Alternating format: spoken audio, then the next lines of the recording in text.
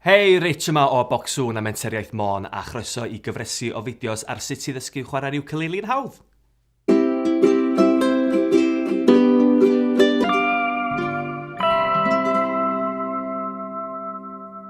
Reita, gwers rhif 2.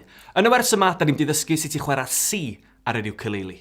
So, i gymharu â piano a gitar, mae C yn eitha hawdd ar yr ukulele. Da ni'n gael 3 bys ar y gitar ac ar y piano, ond ar yr ukulele, dim ond un. So, fel nath ni ddysgu yn y wers cynta, hefo'r ffretiau, da ni angen rhoi bys cynta efo llaw chwith o dan gwddw'r ukulele, a da ni'n mynd ar y trydydd ffret.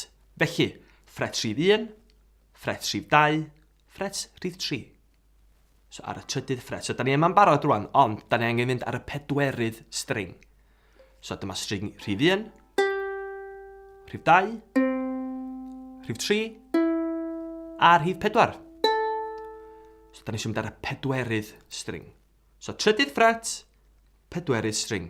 Bydda ni'n neud, da ni'n pwyso'r string i fewn rhwng y 2 bloc metal yma. So, da ni ar y trydydd ffret. So, na ni'n chwarae hon 4 gwaith.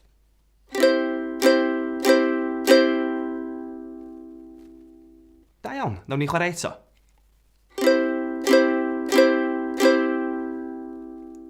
Ardderchog. Reita, dyna ni, C ar yr ukulele. Trydydd ffret, pedwerydd string.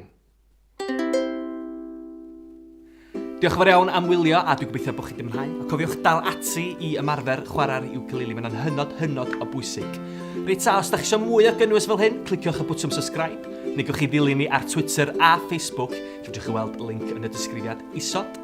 A tan y tro nesaf, diolch yn fawr iawn, tara!